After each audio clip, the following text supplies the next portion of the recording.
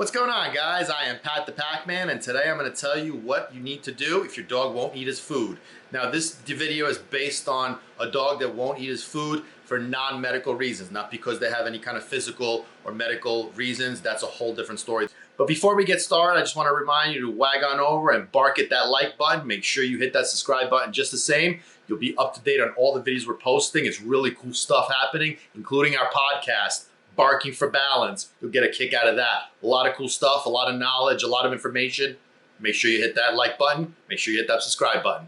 So let's get started on what is it that you're supposed to do if your dog won't eat his food. What do people do? What have you been doing? I can imagine. I hear a lot of stories. I know exactly what people do. You start off by buying them a type of food, and then you buy them a different type of food, and then you buy them another type of food. Here's the thing, guys. If you start doing that kind of stuff, be prepared that you're going to start becoming your dog's personal chef. Your spouses are going to start getting jealous because you're going to be making food for your dogs, but not your spouses. So let's not start all that kind of stuff. You know what I mean? But here's the thing. So just let's use some examples. So you bring a new dog home. Now, obviously, when you bring a new dog home, it's an uncomfortable situation. You know, it's a new environment. So you got to give them time to acclimate.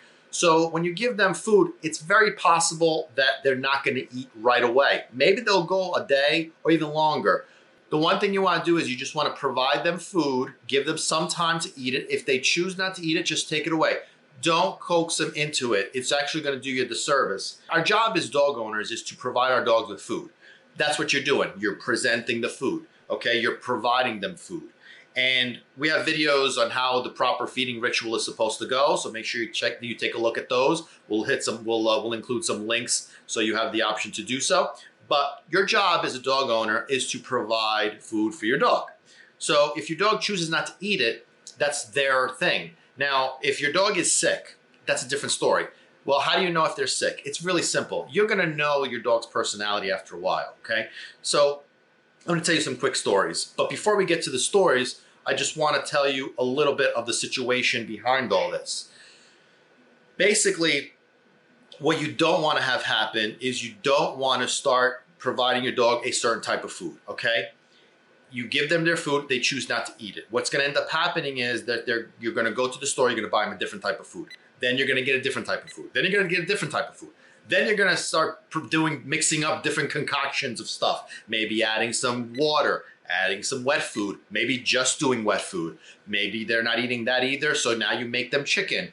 They don't want to eat the chicken anymore because that's going to happen. See, we have to understand that what dogs end up doing is if we give them food and they don't want to eat it, they're going to figure out after you start to switch things around that, so if I don't eat my food, then my human is going to give me something different. And then we get to the chicken. So now the dog's thinking, so if I don't eat this chicken, what else are you going to make me? And then we make them steak. And then they're going to eat their steak for a while. And then after a while, they're going to say, you know what? I don't want steak anymore. So then you get worried and you say, okay, baby, I'm going to make you some salmon. And then you start buying them pizza. And then you start getting them hot dogs. And before you know it, you are making yourself a personal chef to your dog. Believe me, that actually does happen, guys. I've seen it. So when you provide your dog food, just give them 10 or 15 minutes to eat it, okay?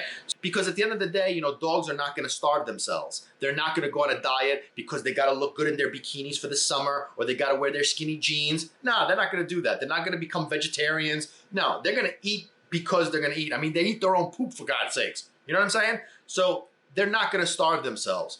So our job is to provide them food, and we give them 10 or 15 minutes to eat it. After that, if they don't eat it, we take it away, okay? And then we give them another meal when it's the right time. The secret here is not to start to change things up, okay?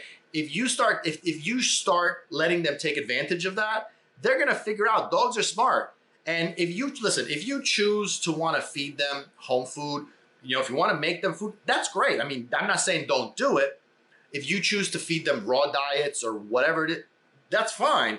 But if your objective is to do what normal, you know, dog people or what dogs require, which is regular dog food, then you have to be consistent, because also giving in to that is going to open up doors to more and more problems, because you're showing them how much they can manipulate you and how much they can take advantage of you. So don't let that happen. Stay strong. Remember, you have to be the pack leader. You have to be the authority figure. The hierarchy of authority is the top. So if you're providing food, then their job is to eat it. Like in my house, I grew up old school Sicilian. So, dinner was at whatever it was, 6 o'clock. And this is what we're having. It wasn't, well, I don't want this. Well, I'm not going to be home. Listen, dinner's at this time. This is what we're having. It's either you eat it or you go to bed and read the newspaper. That's the old school Sicilian saying, is when you go to bed hungry, you just read the newspaper. But that was the game plan. So this kind of stuff really makes sense to me, but it also, from a dog perspective, it makes sense to them, okay? We're providing them food. We're giving them food. If they choose not to eat it, that's on them. So I'll give you another perfect example about Socks. When I adopted Socks, Socks was a very dominant, very, very strong-willed dog. And he tested me and he pushed my boundaries, and oh boy, did we have some battles. One of the battles was he decided to test me out with the food. I gave him food, okay? He looked at it, smelled it, said, and walked away and went to lay down. I left the food on the floor for 10 or 15 minutes. I picked it up, put it in the fridge, because I paid for that. I'm not going to throw it away. Put it in the fridge. And then on meal, I didn't give him anything to replace it. At dinner time, I said, here's your food. And he ate it, okay? We fast forward a few months, and he decided, let me test you again. Let me see if you're going to do the same thing, or whether you're gonna chicken out and make me some filet mignon, right? That's exactly what he did. He smelt it, looked at me, walked away, went to lay down, snubbed me completely, right? So I did the same thing. Took his food, took it away. This time, though, he decided to test me a little further. How? When I gave him his dinner meal, his second meal, he did the same thing. Looked at it. I'm not eating it. He's like, what are you going to do about it? Go make me some filet mignon. I said, I don't think so, Buster. I ain't making you nothing. So I did it. The next morning, gave him his food. He ate it. And he never missed a meal again. That's part of the testing phase, you know what I mean? Because guys, understand that dogs will test you. They want to see what you're made out of. I know people don't believe that, but that's the truth. They will test you. They want to see what you're going to do. So if you fall into their trap, shame on you, because now you have become their butler. You become their waiter. You become their personal chef, okay? And you're going to be cooking all these meals, and that's what ends up happening, is that even though you're starting to cook them chopped meat with potatoes and carrots and peas and whatever, after a while they're going to say, I don't want that anymore. Make me something else. And you have to go to the supermarket and say, what's on sale? Ooh, you know what? Filet mignon is on sale, or, I don't know, shrimp is on sale, or lobster's on sale, and then you start making them that stuff, and then after a while they're gonna say, I don't want that either, I want something else. That's what's gonna end up happening. So bottom line, what is the secret? The secret is simple. You provide your dog food. Now I'm gonna preface this once again. This is based on the fact that your dog is not physically or medically ill. Now, my expectations are that you're going to have common sense when it comes to that. A dog that doesn't eat is a problem if they have physical or medical issues, okay? For example, Pepper, my other dog. If Pepper is a food whore, she is a goat, she'll eat everything. She eats cat litter, she'll eat everything, okay? If she were to ever not eat, I'd be concerned. But I remember when I went away, the first time I went away on vacation and I put him in the boarding facility, they told me that she didn't eat for one day.